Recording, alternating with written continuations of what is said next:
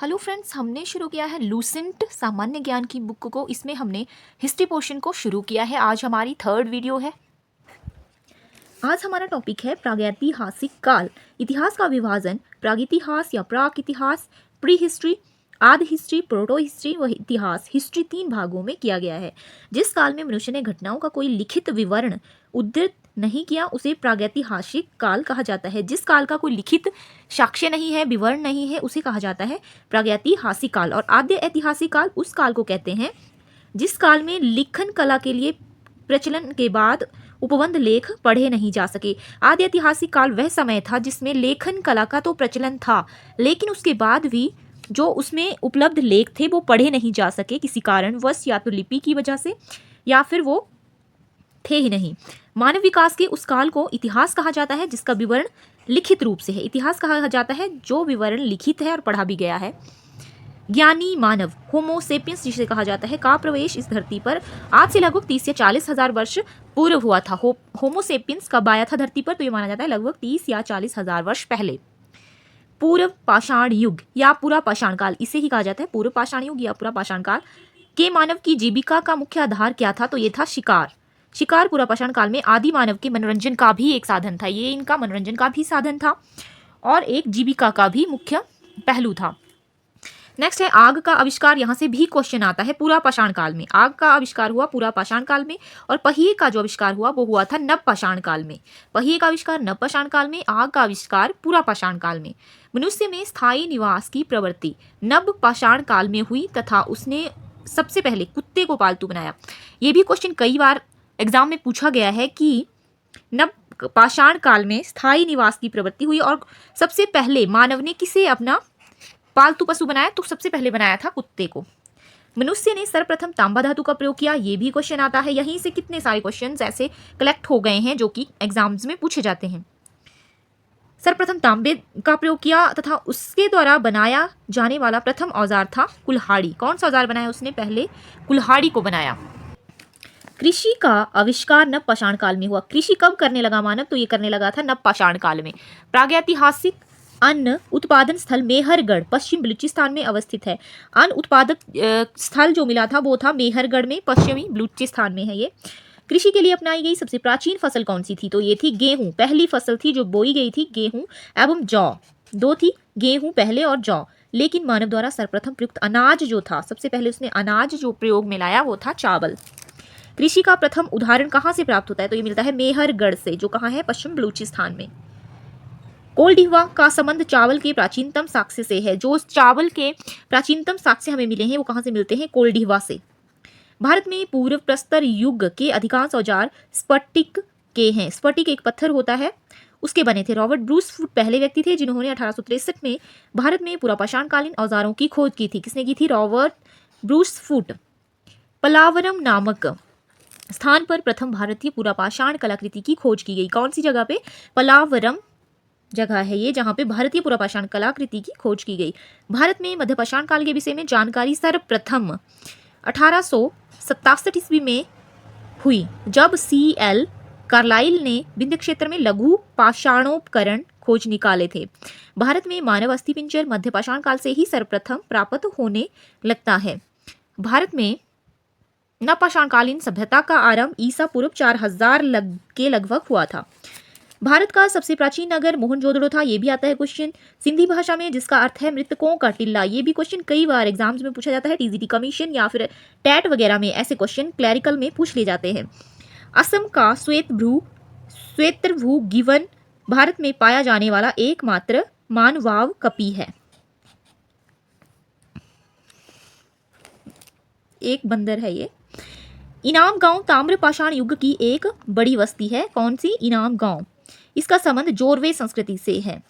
इनाम गांव जो है ताम्र पाषाण युग की एक बड़ी बस्ती है जिसका संबंध है जोरवे संस्कृति से। भारत में शिवालिक की पहाड़ी से जीवाश्म का प्रमाण मिलता है। कहाँ से? शिवालिक की पहाड़ी से जीवाश्मों का प्रमाण। वर्ष 1867-68 में पहली बार भारत में शैल चित्रों की खोज आर्किवोल्ड कार्लाइल ने की थी। भीमबेटका गुफा पुराशाणिक आवासीय पुरस्थल हैं। भीमबेटका में भी गुफाएं हैं ये।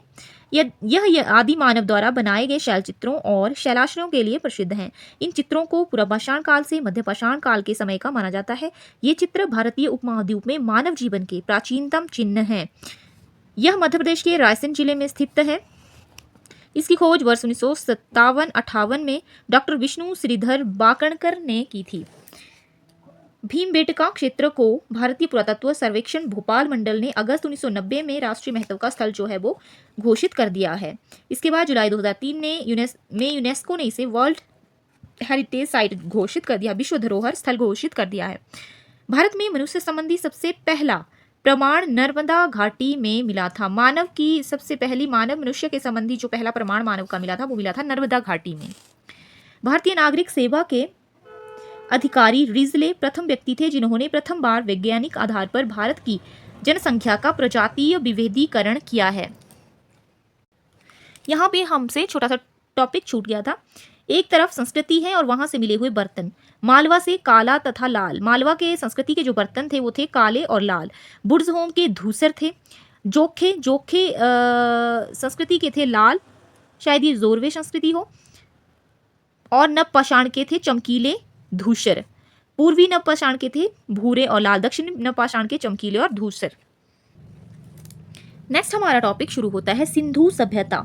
रेडियो कार्बन 14 C14 जैसी नवीन विश्लेषण पद्धति के द्वारा सिंधु सभ्यता की सर्वमान्य तिथि 2400 ईसा पूर्व से 1700 ईस्वी पूर्व मानी गई है। ये है इसकी तिथि 2400 से 1700 ईसा पूर्व। तिथि निर्धारण की कार्बन 14 की खोज अमेरिका के प्रसिद्ध रसायन शास्त्री V.F. लीवी द्वारा 1946 में की गई। इस पद्धति में जिस पदार्थ में कार्बन 14 की मात्रा जितनी ही कम रहती है वह उतनी ही प्राचीन मानी जाती है। इस तरह से उसको किया जाता है। सिंधु सभ्यता की खोज 1921 में राय बहादुर दयाराम साहनी ने की थी। ये भी एक कॉमन क्वेश्चन है। सिंधु सभ्यता को आद्य ऐतिहासिक प्रोटो हिस्टोरिक अथवा कांस्य ब्रॉन्ज युग में रखा गया है। इस सभ्यता के मुख्य निवासी द्रविड़ एवं भूमध्य सागरीय थे। सर जॉन मार्शल ने 1924 में सिंधु घाटी सभ्यता नामक एक उन्नत नगरीय सभ्यता पाए जाने की विधिवत घोषणा की। जो सर जॉन मार्शल थे वो भारतीय पुरातत्व सर्वेक्षण विभाग के उस समय महानिदेशक थे।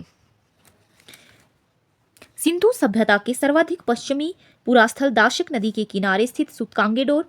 पूर्व पुरास्थल हिंडन नदी के किनारे है आलमगीरपुर।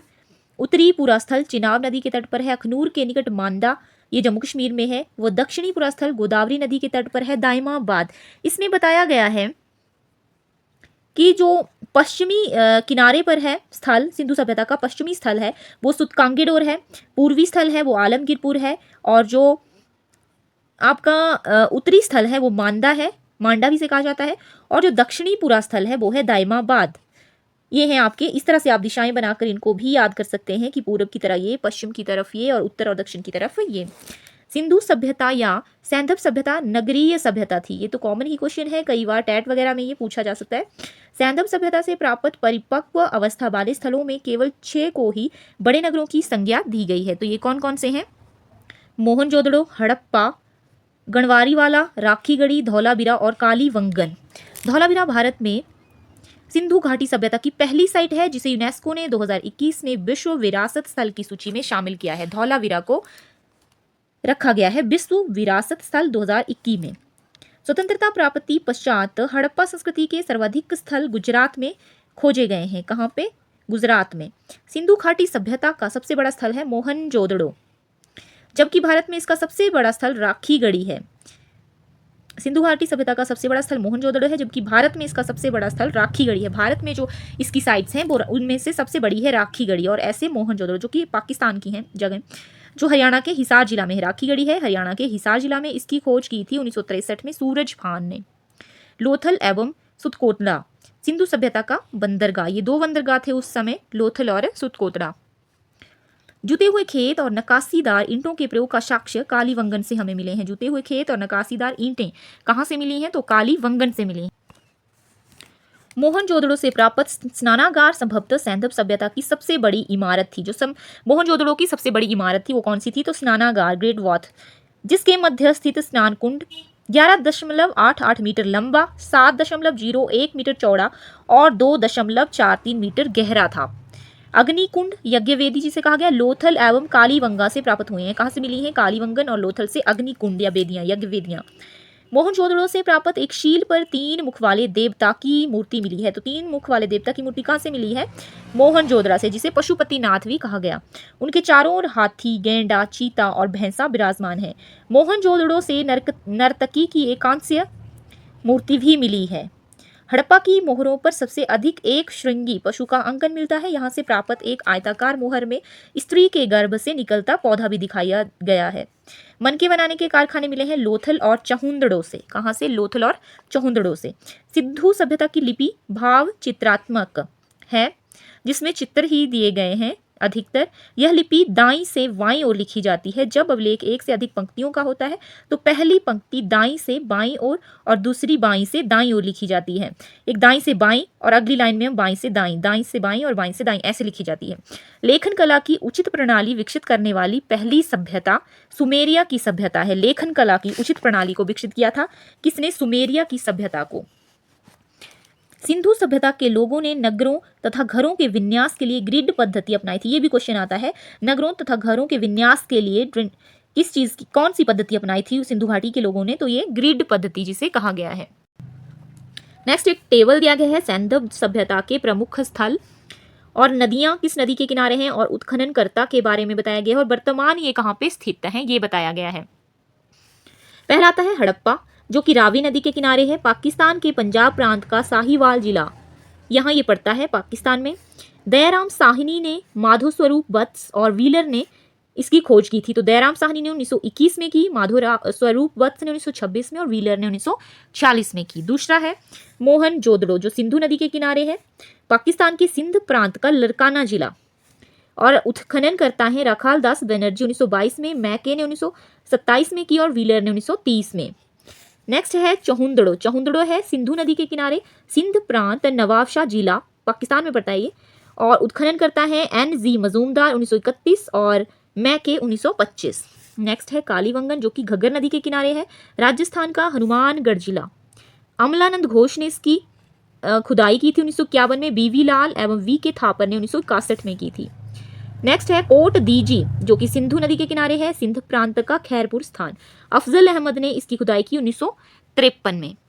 नेक्स्ट है रंगपुर, जो मादर नदी के किनारे है, गुजरात का काठियावाड़ जिला में ये स्थित है। रंगनाथ राव ने 1953 से 54 में इसकी खुदाई की। नेक्स्ट है रोपड़, सतलुज नदी के किनारे है, पंजाब का रोपड़ जिला में ये अवस्थित है। यज्ञदत्त शर्मा ने 1953 से 56 तक इसकी खुदाई की। नेक्स्ट है लोथल, भोगवा नदी के किनारे है, क्वेश्चन कई बार पूछा गया है, गुजरात का अहमदाबाद जिला में ये स्थित है। रंगनाथ राव ने 1954 में इसकी खोज की। आलमगीरपुर हिंडन नदी के किनारे है, यूपी के मेरठ जिले में है। यज्ञदत्त शर्मा 1958 में इसके उत्खनन करता है। सुतकांगे डोर, ये दाशिक नदी के किनारे है, पाकिस्तान के मकरान में समुद्र तट के किनारे ये पड़ता है, यानी कि पाकिस्तान में ही ये पड़ता है। ऑरियल स्टाइन ने 1927 में इसकी खोज की। नेक्स्ट है बनबाली, ये रंगोई नदी के किनारे है, हरियाणा का हिसार जिला। रविंद्र सिंह बिष्ट 1974 में इसके उत्खनन करता रहे। नेक्स्ट है धौलावीरा, लूनी नदी के किनारे है, गुजरात के कच्छ जिला में। JP जोशी, रविंद्र सिंह बिष्ट ने इसकी खोज की। सोतकाह, सादी कौर नदी के किनारे, दक्षिण बलूचिस्तान में, और जॉर्ज डेल्स ने 1962 में इसकी उत्खनन करता थे। घरों के दरवाजे, ये इसी के बारे में है, सिंधु सभ्यता के बारे में ही है। घरों के दरवाजे और खिड़कियां सड़क की ओर ना खुलकर पिछवाड़े की, घर से पीछे की ओर जो थे वो खुलते थे। केवल लोथल नगर के घरों के दरवाजे मुख्य सड़क की ओर खुलते थे। केवल लोथल ही ऐसा नगर था जिसके दरवाजे मेन रोड की तरफ खुलते थे। सिंधु सभ्यता में मुख्य फसलें थी गेहूं और जौ। इंपॉर्टेंट क्वेश्चन है। सैंधववासी मिठास के लिए शहद का प्रयोग करते थे, ये भी पूछा जा सकता है। मिट्टी से बने हल का साक्ष्य वनवाली में मिला है। रंगपुर और लोथल से चावल के दाने मिले हैं, ये भी क्वेश्चन कई एग्जाम में पूछे गए हैं, जिनसे धान की खेती होने का प्रमाण मिलता है। चावल के प्रथम साक्ष्य कहाँ से मिले हैं, ऐसे भी क्वेश्चन आता है, तो लोथल से। नेक्स्ट है सुतकोतड़ा, कालीवंगन एवं लोथल से सैंधवकालीन घोड़े के अस्थि पिंजर मिले हैं। सिर्फ अस्थि पिंजर ही मिले हैं सुतकोतड़ा से, कालीवंगन से और लोथल से। नेक्स्ट है तौल की इकाई संभवतः 16 के अनुपात में थी। 16 के अनुपात में ही चीजों को तोला जाता था। सैंधव सभ्यता के लोग यातायात के लिए 2 पहियों एवं 4 पहियों वाली बैलगाड़ी या भैंसा गाड़ी का प्रयोग करते थे। अब ये छोटा सा एक टेबल दिया गया है, इसमें भी इंपॉर्टेंट क्वेश्चन है, यहाँ से भी कई बार क्वेश्चन पूछा जाता है। सिंधु काल में विदेशी व्यापार किस तरह से वस्तुएं आयात की जाती थी, कहाँ कहाँ से? तो तांबा खेतड़ी से किया जाता था, बलूचिस्तान से किया जाता था, ओमान से किया जाता था। चांदी अफगानिस्तान से, ईरान से। सोना कर्नाटक से, अफगानिस्तान से और ईरान से किया जाता था इंपोर्ट। टिन तो ये अफगानिस्तान और ईरान से मंगवाया जाता था। गोमेद सौराष्ट्र से मंगवाया जाता था। लाजवर्त ये मेसोपोटामिया से मंगवाया जाता था। और सीशा ये ईरान से मंगवाया जाता था। इससे ये भी पता चलता है कि सिंधु घाटी के जो लोग थे उनके संबंध कहाँ कहाँ थे। नेक्स्ट है मेसोपोटामिया के अभिलेखों में वर्णित मेलूहा शब्द का अभिप्राय क्या है? तो मेलूहा का मतलब है सिंधु सभ्यता से ही। संभवतः हड़प्पा संस्कृति का शासन वणिक वर्ग के हाथों में था। ऐसा माना जाता है कि वणिक वर्ग के लोग ही इस संस्कृति के शासन करता थे। नेक्स्ट है पिगट ने हड़प्पा मोहनजोदड़ो को एक विस्तृत साम्राज्य की जुड़वा राजधानियां कहा है। सिंधु सभ्यता के लोग धरती को उर्वरता की देवी मानकर उसकी पूजा भी करते थे। ये लोग जो थे धरती की भी पूजा करते थे। नेक्स्ट है वृक्ष पूजा, शिव पूजा के प्रचलन के साक्ष्य भी सिंधु सभ्यता से मिले हैं। स्वास्तिक चिन्ह संभवतः हड़प्पा सभ्यता की देन है। इस प्रकार से भी क्वेश्चन पूछा जा सकता है, स्वास्तिक चिन्ह किसकी देन है? तो हड़प्पा सभ्यता की। इस चिन्ह से सूर्योपासना का अनुमान लगाया जाता है। सिंधु घाटी के नगरों में किसी भी मंदिर के अवशेष नहीं मिले हैं। वैसे सिंधु सभ्यता में मातृ देवी की उपासना सर्वाधिक प्रचलित थी। मातृ देवी की ये उपासना पूजा करते थे। पशुओं में कुबड़ वाला सांड इस सभ्यता के लोगों के लिए विशेष पूजनीय था। तो कौन था पूजनीय? कुबड़ वाला सांड। ऐसे भी क्वेश्चन आता है। स्त्री मृण मूर्तियां अधिक मिलने से ऐसा अनुमान लगाया जाता है कि सैंधव समाज मातृ सत्तात्मक था। स्त्रियों को यहाँ पे महत्व दिया गया था। सैंधववासी सूती और ऊनी वस्त्रों का प्रयोग करते थे। नेक्स्ट है मनोरंजन के लिए सैंधववासी मछली पकड़ना, शिकार करना, पशु पक्षियों की लड़ाइयाँ, चौपड़, पासा खेलना आदि संसाधनों का प्रयोग करते थे। सिंधु सभ्यता के लोग काले रंग से डिजाइन किए हुए लाल मिट्टी के बर्तन बनाते थे। काले रंग से उन पे डिजाइन होता था और लाल मिट्टी पे ये प्रयोग करते थे। सिंधु घाटी के लोग तलवार से परिचित नहीं थे, ये नहीं जानते थे तलवार के बारे में। कालीबंगन एकमात्र हड़प्पा कालीन स्थल था जिसका निचला शहर जो था सामान्य लोगों के रहने हेतु होता था। ये निचला शहर तो यहाँ पे किले से ये घिरा हुआ था। और कालीबंगन का अर्थ है काली चूड़ियां, काले रंग की चूड़ियां। यहाँ से पूर्व हड़प्पा स्तरों के खेत जोते जाने के और अग्नि पूजा की प्रथा के भी प्रमाण मिले हैं। पर्दा प्रथा या वेश्यावृत्ति संदर्भ सभ्यता में प्रचलित थी। ये दोनों ही कुरीतियां जो थी वो इस सभ्यता में थी। शवों को जलाने एवं गाड़ने यानी दोनों प्रथाएं प्रचलित थी। जलाते भी थे, गाड़ते भी थे। हड़प्पा में शवों को दफनाने जबकि मोहनजोदड़ो में जलाने की। अब हड़प्पा में इनको दफनाया जाता था शवों को और मोहनजोदड़ो में जलाने की प्रथा थी।